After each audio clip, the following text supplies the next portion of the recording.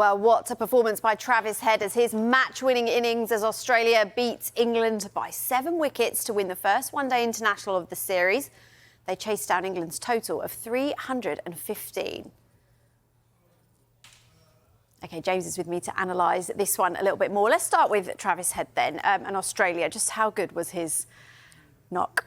He's been quite incredible. He's the #1 T20I batsman in the world. And for Australia, they just go from strength to strength in white ball cricket. 30 matches unbeaten in ODIs. And what is most impressive is yesterday they were missing 3 players with a virus. A number of their headline names, the likes of Pat Cummins, wasn't there. Mitchell Starc wasn't there either. So they did it.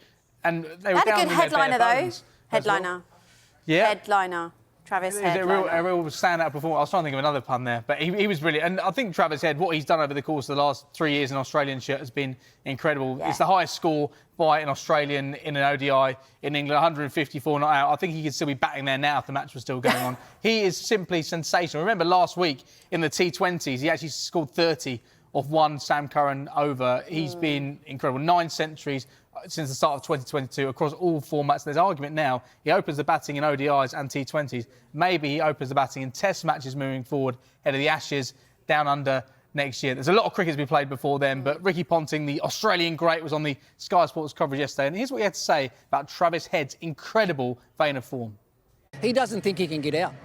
He's going out there batting with no fear of getting out whatsoever, keeping things simple, seeing the ball, hitting the ball and backing himself. And he's got the backing of obviously the captain and the coaches to go out and play that way. And it's amazing when that environment is created around a team, just what can happen. And he's, in Test match cricket, T20 cricket and one-day cricket, I think he's now 2nd leading run scorer in the world in the last couple of years of runs combined across all those formats.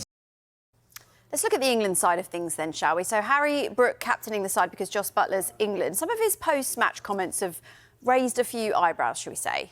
They have, and look at the scoreline here on the screen. 213 for 2. England would have been thinking 350, 375. They scored 481 against Australia at Trent Bridge in 2018. So it was always felt they need slightly more than the 350 and they got. It felt fairly average what they got. But here's what Harry Brook had to say to BBC after the game. He said, "We're out there to score runs. If you get caught somewhere on the boundary or the infield, who cares? Another day, that could go for 6. And after the match, Sir Alistair Cook was speaking on TMS. He described those comments as cringeworthy. Now, on Sky Sports cricket coverage, Stuart Broad said England just simply weren't good enough across the board.